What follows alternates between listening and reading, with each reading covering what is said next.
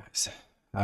So I figured I'd start this out with, the whole montage of me cleaning my room. Right? The old Jordan Peterson. Clean your room before you expect the world to. So just a little bit of transparency in that regard. Um, but I have a question. Be honest. Are you happy with the life you've built? And if not, have you ever wondered why?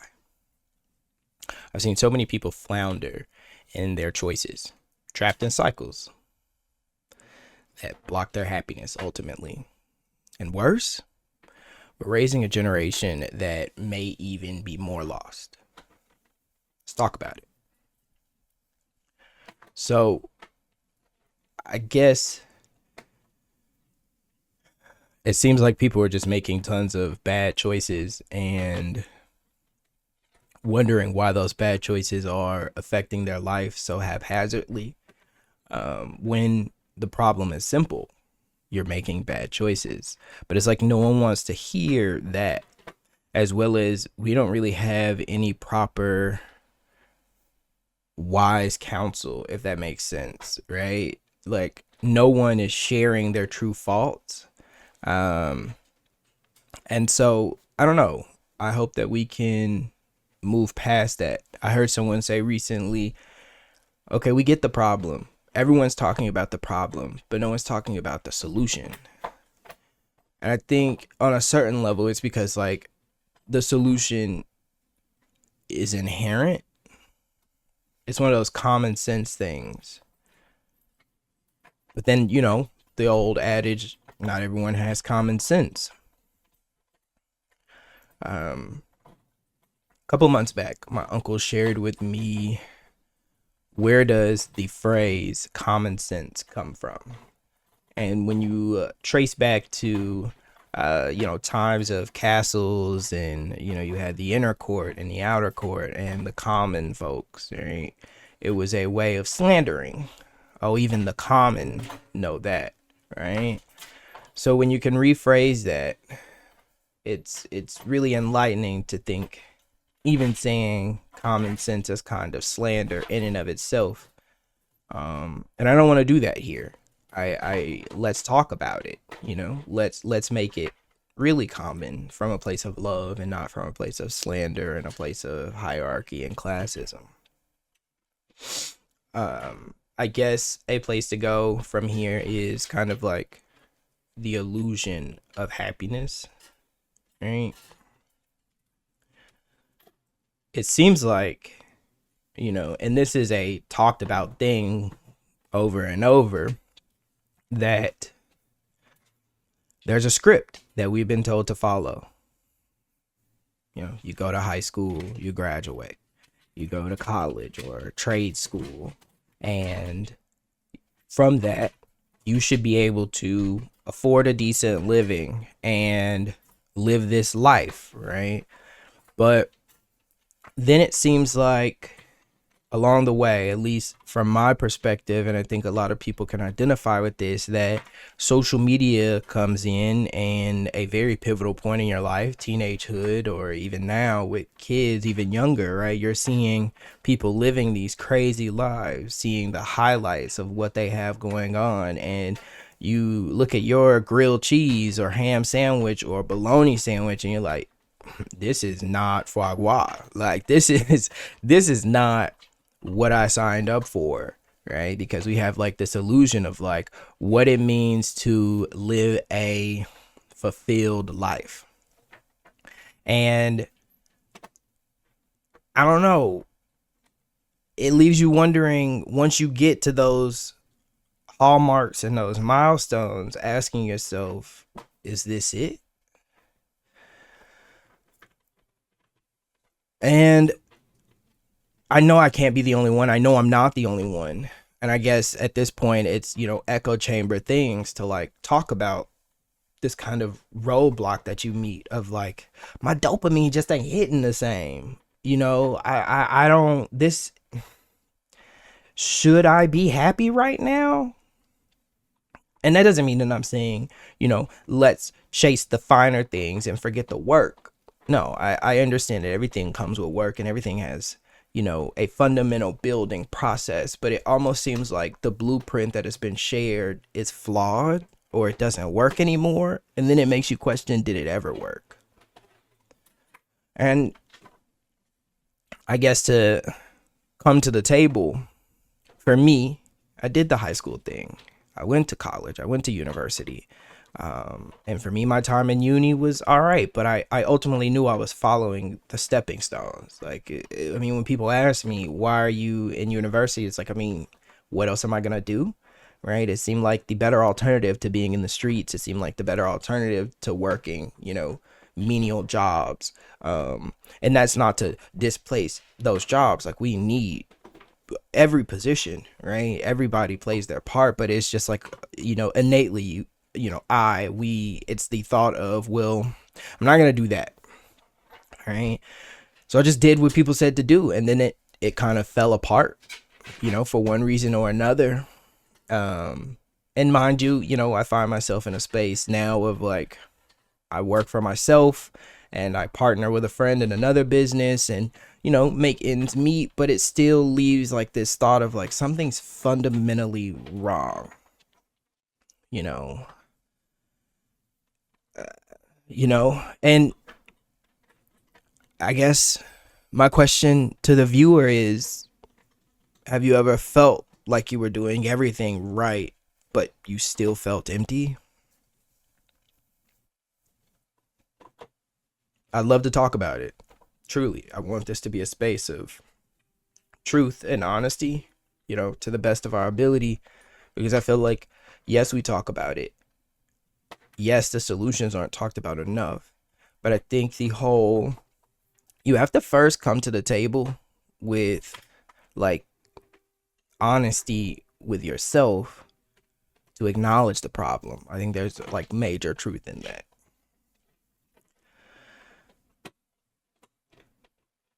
I think due to us feeling disconnected, we're raising a generation of sociopaths if we aren't already a generation of sociopaths or generations of sociopaths. And there's this book, um, How the Baby Boomers Betrayed America, a generation of sociopaths. Um, and it just details around that time is when it kind of flipped the switch, when baby boomers said, you know, make love, not war, which sounds great. But then the caveat to that is, I don't want the responsibility of, cohabitation or of being present in today's society. And so, we get daycare, we get elderly care. We have elders taking care of children, and a grandparent is not a parent. Um, and so then that trickle down of, my parents being raised by their grandparents. And I mean, partially, my father was raised by his mother, more or less, but my mother was raised by her grandparent, and I get to see the effects of that. You know, my mom has done the best she could. I am beyond appreciative and like love that. And same for my father. I mean, we can always pick things apart, but you start to see like yeah, parenting doesn't come with, a rubric of like do this and everything will be okay. But you also start to see like, well, I want hugs and like emotional support and like financial support, and like I didn't ask to be here, so like, you know, why do I feel like I'm asking for a lot, you know? But then looking at how that affects what we call YNs, right? The young generation who they do not care. Like, and arguably, I'm 27. It seems as though I have siblings who are, what is that, 23 now? But their peers don't care, bro. Like they like the levels of nonchalant is there. And I know that we see this, like we are emotionally disconnected. And I think that ties back into, the whole no wise counsel. Like we are not like no one's guiding us really. And I think a piece of that is like no one's being honest. I was talking to my grandmother about this, that like her generation, um like all of their dirt was never recorded. So if no one ever talks about it, it's almost as though it didn't exist.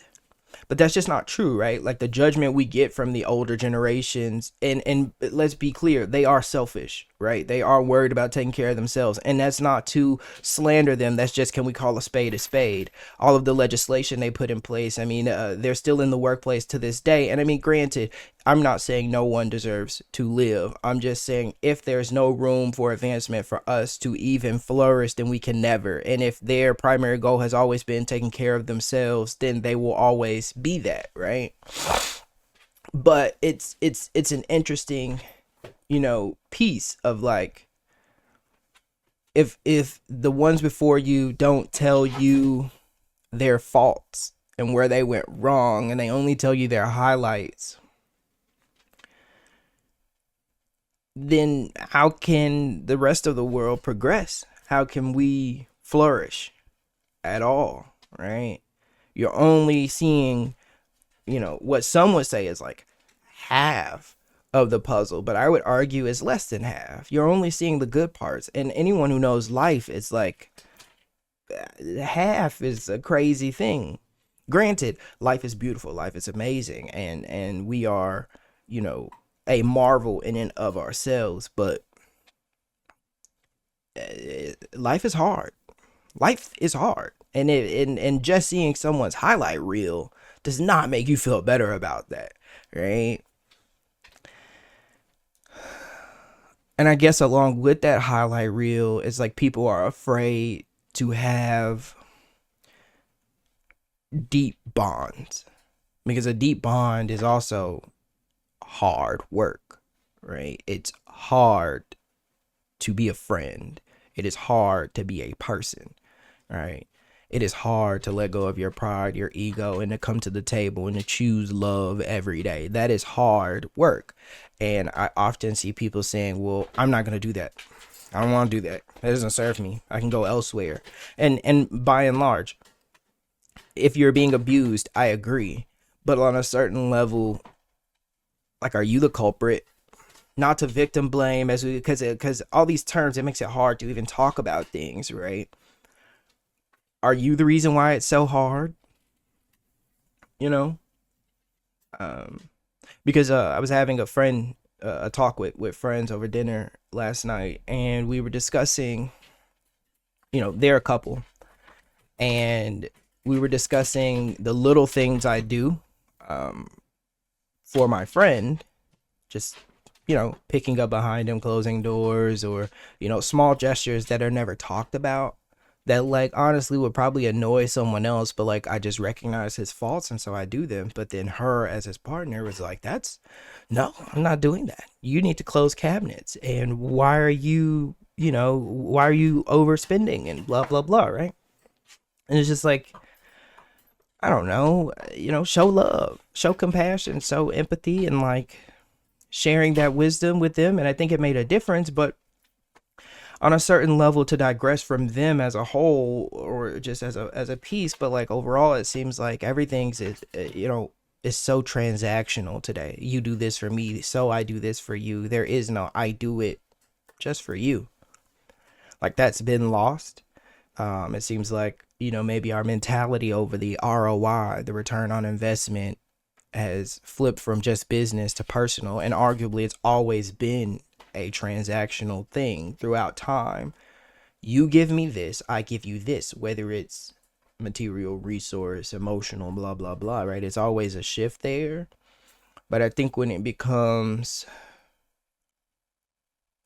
maybe a little too delve into, like, or too like we pay so much attention to that, that we lose a fundamental piece of like our own existence. And it's just something I think about, you know. Um, and I guess that leads me to ask, do you think we're becoming more self-centered overall, or is the world just different now? And if it's different, is that different good? What is that key difference? You know? And I guess, okay. So with that, right? Transactional relationships, lack of guidance, emotional disconnect, like that then brings me like to like my parents' generation, you know? Like talking to them about their faults in life. And I was talking to someone in my parents' generation and family, and they were saying, you know, this isn't what my life is supposed to be. This wasn't what my life was supposed to look like.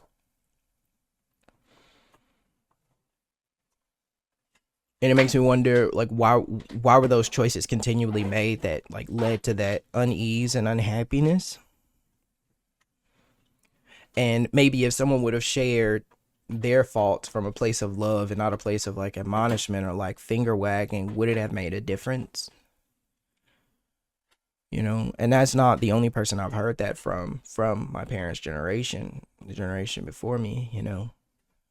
Um, you constantly see this question being asked, this midlife crisis question being asked of like, am I happy? What am I doing? Why did I do all this?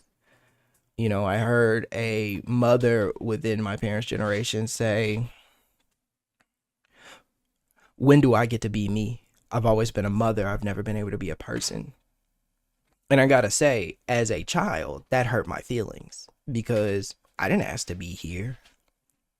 And I was under the assumption that like you chose to have kids, meaning like, well, if my parent told me that, like, oh, I've never been able to be a person because I've always been a parent, but you chose to be a parent, like you regret having me? A selfish decision that you made now means you regret, like, I think the dots connect there. They're like, wow, that's so hurtful. And I mean, it's truthful if that's your truth, but it's just like, I didn't ask for this. Like, I was telling a friend, she has kids of varying ages, like 16, 20, and like 23. And I was talking to a friend, and she was like, you know, I didn't ask to be here. I said, no, no, no, no, no.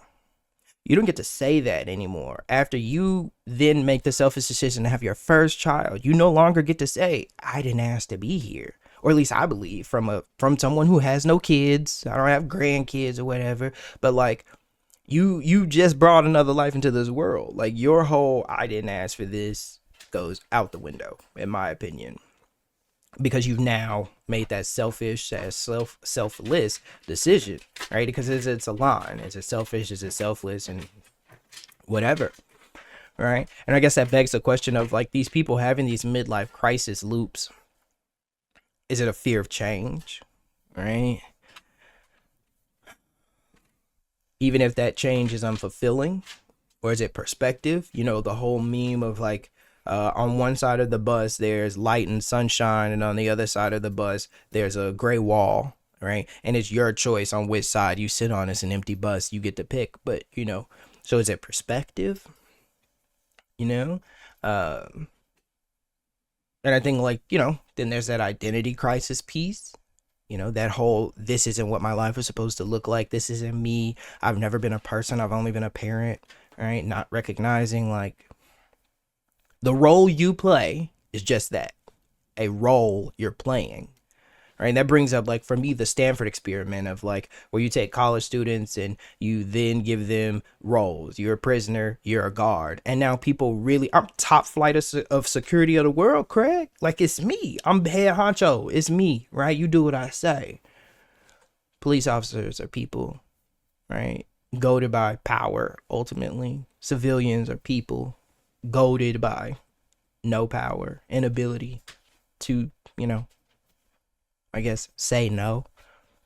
That power inequality. I mean, a technician like a mechanic, just a person, right? But we really dive into these roles. You know, a parent. I can't go out and have fun because I'm a parent. My definition of fun can't change, right? The fear of change of what fun looks like, or what fun is capable, or what fun you are capable of having as a parent, just getting caught up in those things, like, and it just becomes crisis. And I think another piece of that like we see with social media is like, or even just fast life living. I mean, cell phones, beyond social media, transportation. Like when we think back, Oregon Trail, people were dying to travel, literally, right? And like now, I can pick up the phone and make a phone call to someone in Russia, and I can, talk to someone in Australia. I can book a flight to Japan. I have so much. It's relatively a quick fix. And so that idea of like a quick fix culture, that I can have drastic changes rather simply. I can order me something on Amazon. I can go to the convenience store. I can fix these things. I can get a car. I can find a new relationship at the swipe on my phone, and I can alter my life severely in the matter of seconds. And so what do I look like putting in time to actually make good decisions, healthy thought choices, and like, I don't know, taking my time, right? I get we only have so much, but it's just an interesting thing. We live in a quick fix culture. And I think for that, it's just slowing down, you know? A question to ask is like, is a midlife crisis really a crisis, or is it a wake up call? And have you been ignoring that wake up call? Like, have you been pressing snooze so long? All right. Because at least for me, I have, this voice in my head that's like, nah, that's not my way. That's not my way. That's not my way. Right. And I'm faced against everyone else's pressures, societal pressures. Then the internal pressure I feel because I was raised in society. So now I have a little voice of society in my head. And then like me saying like, how can I stand up to like the masses? How dare me choose to be different? You know, and I don't know, you know, it's, what I can say is it is scary. Life is hard. These midlife crisis loops, general, societal sociopathy, you know. And I guess that then brings like, I do want to talk about a solution. And I think it truly is just what I'm trying to provide here is sharing wisdom conducively, conductively, conductively. Yeah, sharing wisdom conductively. Like, how can we give something meaningful to the next generation and not forget our inner child, our experiences, but not force those experiences on them?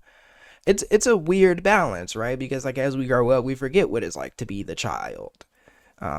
Because life is hard and it becomes more and more about us, right? More and more about our experience and how we feel.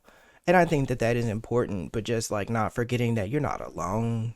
Like this world is interconnected, right? And a lot of your choices may then lead to someone else's life being affected or someone else's life being created, you know? And like, what does that look like? You know, I think being able to share our wisdom. You okay? All right. My bad. Shawu was hacking. Uh, my apologies to digress. Um, you know, being honest about our struggles. What'd you find hard today? And like giving room for someone to share that with you. Like, not just you sharing it with someone else. Be a friend, truly, be present. Sometimes it just takes you listening, you caring, you empathizing. that can make a difference, that shows someone that you care and that you're real. Because, like, let's be honest, kids don't need perfect role models, they need real role models. One of my favorite uncles had a past with addiction. And when I introduce him to people, I always say, hey, this is my uncle who's addicted, to said, substance, right? And my family at large, like, they're like, don't do that. You're embarrassing him. You need to know that's his personal business. But then he pulled me aside and said, hey, nephew, I really love you because you see me for me and you're not embarrassing me. You're telling me it's okay to be me and that you're proud of me. It's nice.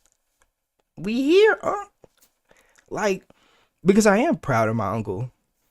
It's a whole mechanic shop, like, in like a pretty scene area, and makes good money. So to come from addiction to be here, like, fam, yeah, I'm super proud.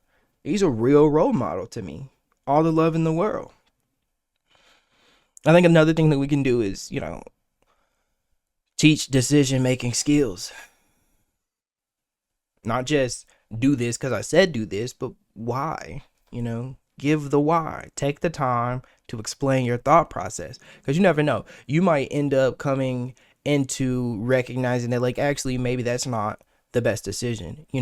To be able to teach somebody something is also to show yourself that you understand it, right? That whole thought cycle, right? I guess another thing would be maybe, which ties into, like, I guess the first piece, being honest, but just be vulnerable with yourself. We're so guarded because life is hard. It builds up a callus that you fear being vulnerable. And I understand that. But just don't give that up. Like, it's okay to love yourself more, and in loving yourself more, letting go. Like, pain's a part of life, but be able to drop that wall for the embetterment of our species, for the embetterment of your community, for the embetterment of your life, the quality of your life. Display that empathy in action. The whole do unto others as you want done unto you. How do you want to be treated? And it really does start with you doing the work. Okay. So with sharing wisdom, what's one piece of wisdom you wish someone would have shared with you? I think it might be useful to share that in the comment section. And even if not in the comment section, just with someone, call it a church moment, reach over and grab your neighbor, let them know you're there, but yeah, I love, if you all are able to share your thoughts, I definitely, share those in future videos, because I'm all for it. Giving the space for quality wisdom, and I'm appreciative,